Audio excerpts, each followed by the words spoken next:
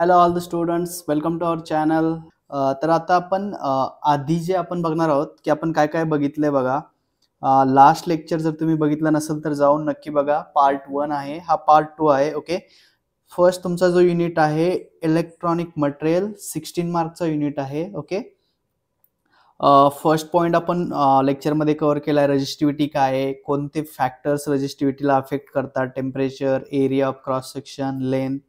Okay, त्यानंतर semiconductor मटेरियलसाठी आपण एक स्पेशल व्हिडिओ बनवलेला आहे बेसिक इलेक्ट्रॉनिक्सच्या प्लेलिस्टमध्ये. तुम्ही जर तो बघितला नसेल तर मी तुम्हाला डिस्क्रिप्शनमध्ये लिंक टाकतोय त्याची. त्यामध्ये तुम्हाला इंट्रिन्सिक काय आहे, एक्सट्रिन्सिक काय आहे, चार्ज कॅरियर्स काय असतात, पी टाईप काय आहे, एन टाईप सेमीकंडक्टर मटेरियल काय आहे. ओके, हे सर्व तुम्हाला त्या लेक्चरमध्ये आपण डिटेलमध्ये एक्सप्लेन केलेलं आहे. ओके, त्यानंतर थर्ड पॉईंट जो आहे तुमचा 1.3 फोटो इमिसिव्ह मटेरियल प्रॉपर्टीज आणि ॲप्लिकेशन, हे आपण क्विकली बघून घेऊ.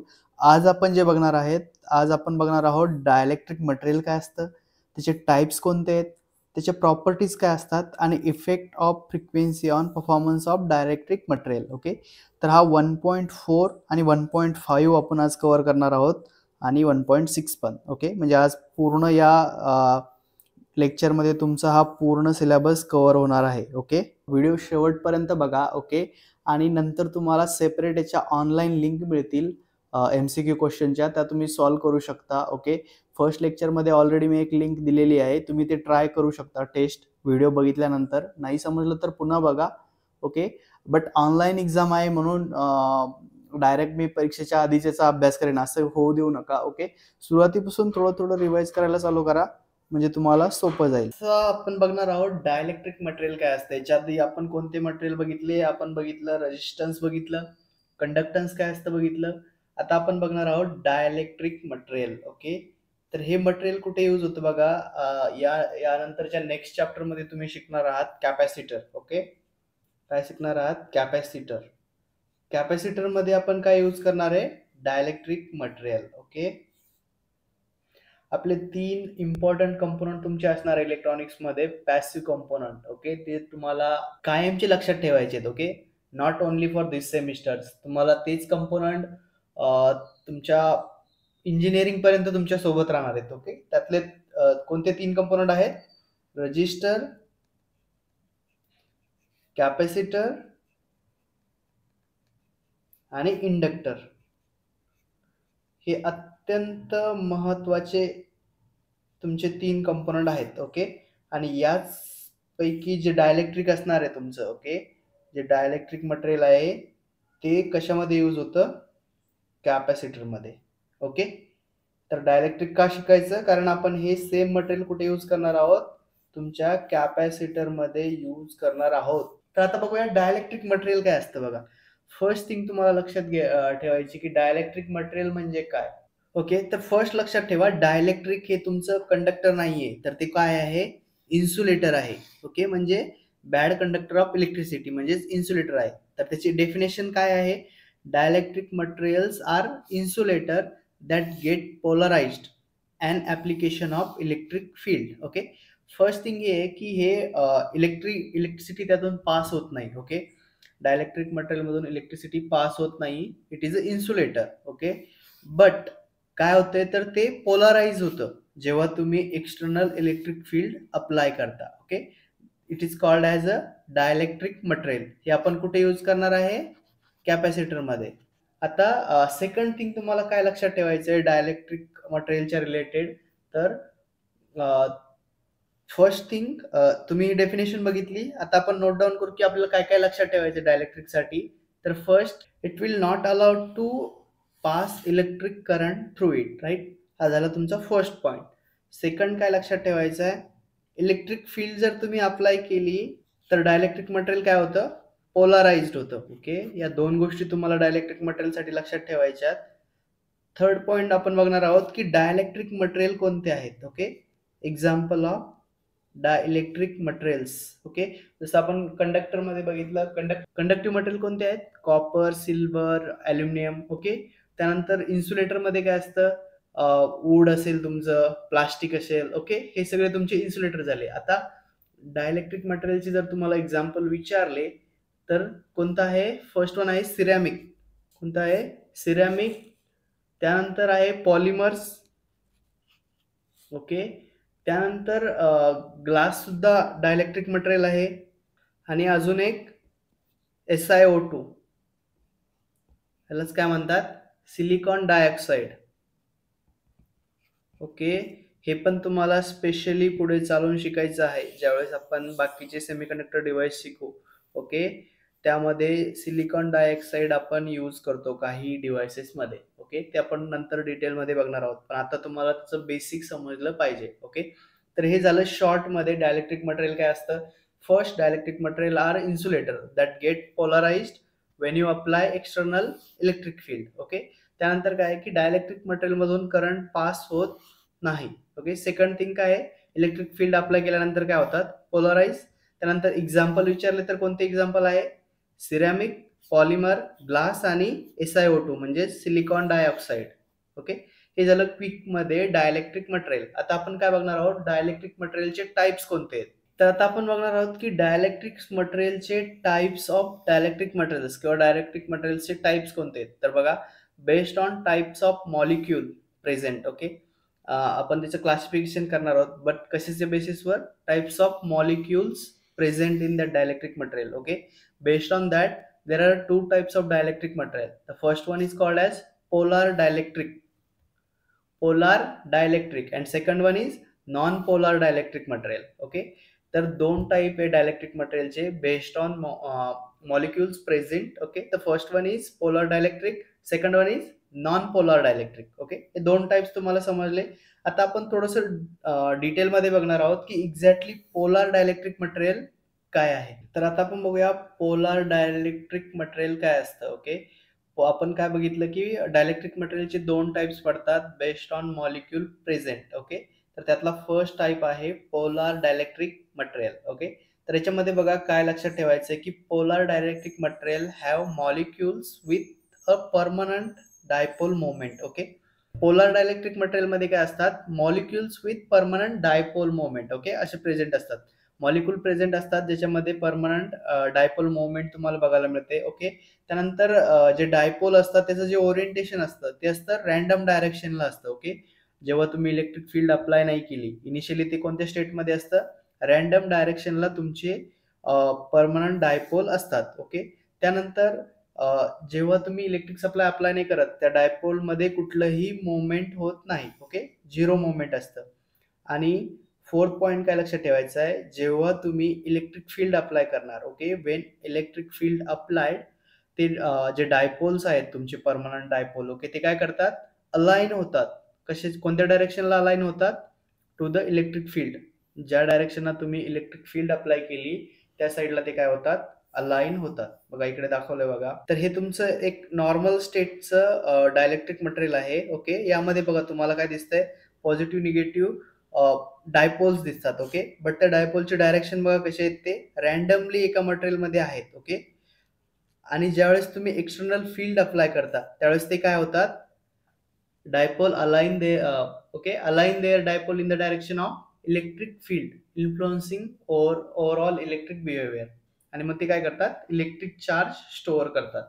अजून एक आहे की या मटेरियलचा जो डायलेक्ट्रिक कॉन्स्टंट असतो तो व्हेरी हाय असतो पोलर डायलेक्ट्रिक मध्ये.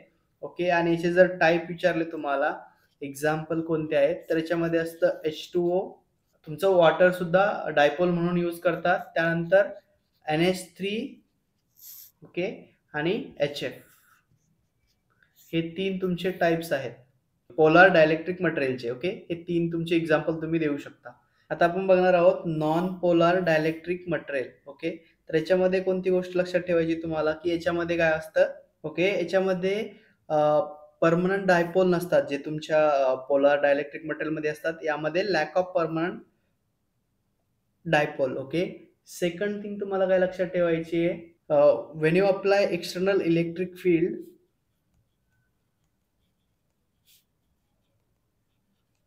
याच्यामध्ये काय होतं की टेम्पररी डायपोल तयार होतात. ओके, काय तयार होतात, टेम्पररी डायपोल.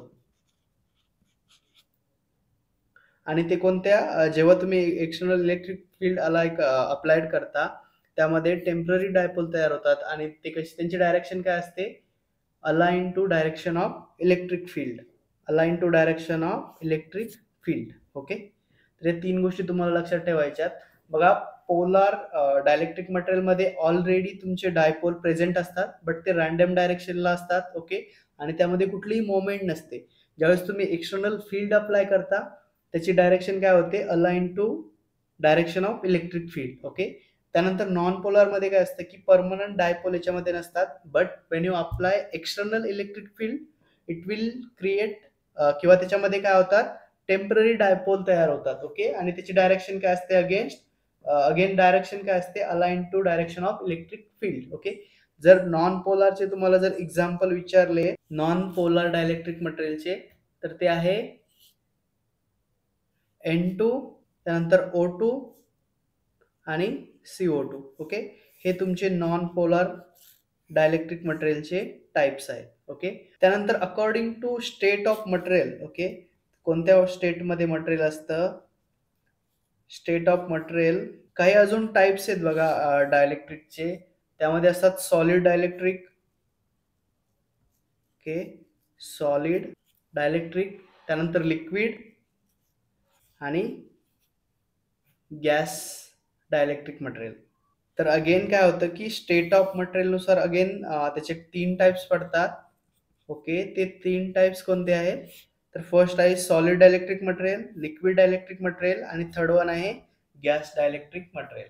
ओके, आता या डायलेक्ट्रिक मटेरियलच्या काही प्रॉपर्टीज आहेत. ओके, जर तुम्हाला एखादं डायलेक्ट्रिक मटेरियल सिलेक्ट करायचं असेल कॅपॅसिटरसाठी, तर तुम्हाला काय चेक करावं लागेल, त्याच्या प्रॉपर्टीज काय आहेत. ओके, तर आता आपण बघू की डायलेक्ट्रिक मटेरियलच्या कोणत्या प्रॉपर्टीज आहेत. प्रॉपर्टीज ऑफ डायलेक्ट्रिक मटेरियल, त्यातली फर्स्ट जी तुमची प्रॉपर्टी आहे ती आहे डायलेक्ट्रिक कॉन्स्टंट. ओके, किंवा रिलेटिव्ह परमिटिव्हिटी. ओके, याच डायलेक्ट्रिक कॉन्स्टंट वरती तुमच्या कॅपॅसिटन्सची व्हॅल्यू डिपेंड असणार आहे. ते आपण नंतर डिटेलमध्ये बघू. बट आता आपल्याला लक्षात ठेवायचं आहे की डायलेक्ट्रिक कॉन्स्टंट म्हणजे काय. ओके, तर बघा, डायलेक्ट्रिक मटेरियल कशासाठी वापरतात, to store the charge. Like आपण डायलेक्ट्रिक कॅपॅसिटर मध्ये यूज करतो. वेगवेगळे अजून ऍप्लिकेशन्स आहेत, बट जर तुम्ही कॅपॅसिटरच्या पर्स्पेक्टिव्ह बघितलं तर कॅपॅसिटर मध्ये डायलेक्ट्रिक कशासाठी यूज करतात, to store the charge. Okay, temporary charge store करण्यासाठी आपण डायलेक्ट्रिक मटेरियल यूज करतो. जितका हायर तुमचा डायलेक्ट्रिक कॉन्स्टंट असेल तितका जास्त चार्ज तुम्ही स्टोअर करू शकता. तर डायलेक्ट्रिक कॉन्स्टंट म्हणजे काय, ability of material. Okay, this is the property, right. तर बघा, डायलेक्ट्रिक कॉन्स्टंट ही काय प्रॉपर्टी आहे, प्रॉपर्टी ऑफ डायलेक्ट्रिक मटेरियल म्हणजेच काय, कॉन्स्टंट म्हणजेच काय, ability of material to store and electrical energy in the form of electrical field. Okay, जितका highest तुमचा डायलेक्ट्रिक कॉन्स्टंट असेल, हाय डायलेक्ट्रिक कॉन्स्टंट, ओके, तितकी हाय तुमची काय होणार आहे, एनर्जी तुम्ही जास्त स्टोअर करू शकता. एनर्जी स्टोरेज कॅपॅसिटी जास्त, हायर. ओके ओके, तर फर्स्ट डायलेक्ट्रिक स्ट्रेंथ आपण आता बघणार आहोत. तर डायलेक्ट्रिक स्ट्रेंथ, फर्स्ट गोष्ट तुम्हाला माहित आहे का, आपण आधी फर्स्ट आपण डिस्कस केलं की तुमचं डायलेक्ट्रिक काय आहे, इन्सुलेटर आहे. ओके, डायलेक्ट्रिक काय आहे, इन्सुलेटर आहे, म्हणजे यातून करंट पास होणार नाही. ओके, बट त्यासाठी काही कंडिशन्स आहे. ओके, सपोज तुमचं एक डायलेक्ट्रिक मटेरियल असेल इकडे. ओके, सपोज माझं हे एक डायलेक्ट्रिक मटेरियल आहे. ओके, आणि मी याच्यावरती काही एक्सटर्नल व्होल्टेज अप्लाय करतोय. ओके, आणि मी व्होल्टेज इन्क्रीज करत गेलो तर एका पर्टिक्युलर कंडिशनला काय होईल, तुमच्या डायलेक्ट्रिक मधून करंट पास होणं चालू होईल. ओके, म्हणजे काय होईल, तुमचे डायलेक्ट्रिक ब्रेकडाऊन होईल. ओके, तर डायलेक्ट्रिक स्ट्रेंथ म्हणजे काय, the maximum electric field dielectric can withstand without breakdown. आणि एकदा तुमचं अप्लाइड व्होल्टेज जर या डायलेक्ट्रिक स्ट्रेंथ पेक्षा जास्त असेल तर तुमचं डायलेक्ट्रिक मटेरियलचं काय होईल, ब्रेकडाऊन होईल आणि तो काय बनल, कंडक्टिव्ह मटेरियल. ओके, तरी त्याची सेकंड प्रॉपर्टीज आहे. जर तुम्हाला कॅपॅसिटर, जर तुम्ही हाय व्होल्टेजसाठी एखादा कॅपॅसिटर बनवत असेल तर त्यासाठी तुम्हाला काय पाहिजे, त्याची डायलेक्ट्रिक स्ट्रेंथ खूप जास्त पाहिजे, म्हणजे काय होईल, तो कंडक्ट होणार नाही. ज्यावेळेस आपण कॅपॅसिटरचे ऍप्लिकेशन बघू त्यावेळेस तुम्हाला कळेल, जर माझं डायलेक्ट्रिक कंडक्ट झालं कॅपॅसिटर मधलं तर माझा कॅपॅसिटर काय होईल, शॉर्ट होतो. ओके, तर हे आपण नंतर डिटेलमध्ये बघणार आहोत. पण आता तुम्हाला लक्षात ठेवायचंय की डायलेक्ट्रिक स्ट्रेंथ म्हणजे काय, तर maximum electric field a dielectric material can withstand without breakdown. Okay, ही झाली त्याची सेकंड प्रॉपर्टीज. थर्ड जी प्रॉपर्टीज आहे ती आहे टॅन डेल्टा किंवा लॉस टँजंट. ओके, याला काय म्हणतात, टॅन डेल्टा म्हणतात किंवा लॉस टँजंट म्हणतात. तर ही बघा काय आहे तर. ओके, तर एक गोष्ट लक्षात ठेवा, जेव्हा तुम्ही एखाद्या डायलेक्ट्रिक मटेरियलला एक्सटर्नल फील्ड अप्लाय करता, ओके, सपोज हे तुमचं एक डायलेक्ट्रिक मटेरियल आहे. ओके, याला तुम्ही एक एक्सटर्नल सप्लाय व्होल्टेज अप्लाय केला, एक एक्सटर्नल इलेक्ट्रिक फील्ड अप्लाय केली. ओके, त्यावेळेस काय होतं, यामध्ये जी तुम्ही जे चार्ज स्टोअर करतात किंवा जी एनर्जी असते, त्या एनर्जी मधला काही फॉर्म हा डिसिपेट होतो in the form of heat.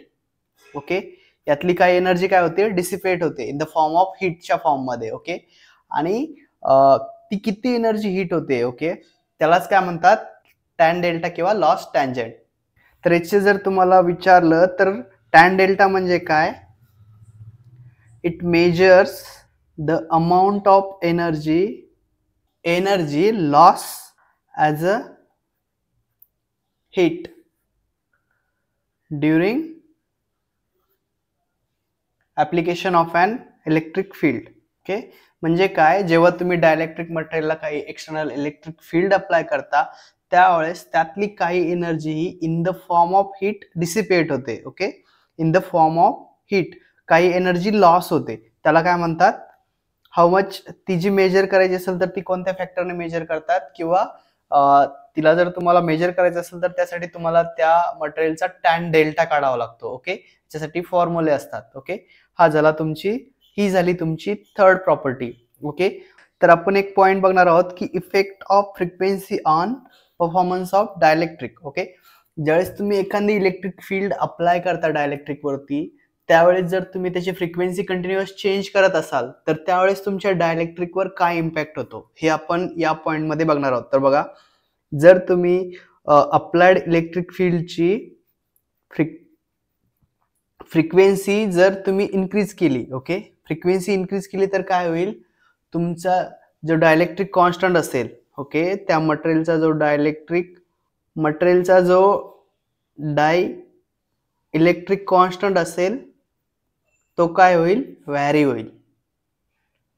कशाच्या बेसिसवर, जर तुम्ही अप्लाइड इलेक्ट्रिक फील्डची फ्रिक्वेन्सी चेंज केली तर.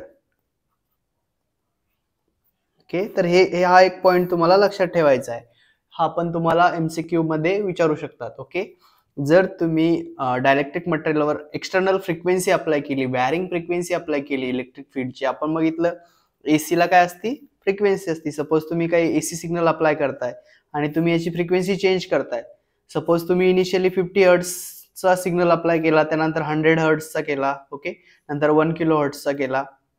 जर तुम्ही फ्रिक्वेन्सी चेंज करत राहिलं तर अकॉर्डिंग टू दॅट काय होईल, तुमच्या डायलेक्ट्रिक मटेरियलचा कॉन्स्टंट, जो डायलेक्ट्रिक कॉन्स्टंट आहे तो लिटल बिट व्हॅरी होईल. ओके, आणि जर डायलेक्ट्रिक कॉन्स्टंट व्हॅरी झाला तर काय होईल, तुमची जी एनर्जी स्टोरेज कॅपॅसिटी आहे किंवा एनर्जी स्टोरिंग जी कॅपॅसिटी ती पण व्हॅरी होईल. ओके, त्यामुळे काय पाहिजे आपल्याला, की हा जो डायलेक्ट्रिक मटेरियल असा पाहिजे ज्याच्यावरती फ्रिक्वेन्सीचा मिनिमम इम्पॅक्ट झाला पाहिजे. ओके, सो हे झालं तुमचं all about dielectric material. Okay, तर डायलेक्ट्रिक मटेरियल मध्ये आपण काय काय बघितलं, डायलेक्ट्रिक मटेरियल काय असतं, त्याचे टाइप्स कोणते आहेत, त्यानंतर त्याचे प्रॉपर्टीज कोणत्या आहेत. ओके, आणि त्यानंतर इफेक्ट ऑफ फ्रिक्वेन्सी, जर व्हॅरिंग फ्रिक्वेन्सी सिग्नल अप्लाय केला तर डायलेक्ट्रिकच्या परफॉर्मन्स वरती काय इम्पॅक्ट होतो. ओके, तर हे सर्व पॉइंट्स तुम्ही क्विकली रिवाइज करू शकता. जास्त डीप मध्ये आपण जात नाही याच्यामध्ये. Okay, just one short video बनवल्यासारखे आहेत. बाकीचे जे तुमचे थेरॉटिकल सब्जेक्ट आहेत त्यामध्ये आपण डीप मध्ये जाण्याचा प्रयत्न करू. ओके, इकडे आपण फक्त जस्ट ओव्हरव्ह्यू घेत आहेत, तुमचे कोणते टॉपिक्स तुम्हाला कव्हर करायचे. ज्यावेळेस तुमचा नेक्स्ट युनिट असेल त्यामध्ये पण आपल्याला थोडंसं डीप मध्ये जावं लागेल. ओके, कारण तो तुमचा बेस आहे. ओके, अगेन बेस तुम्हाला स्ट्रॉंग करायचा आहे. ओके,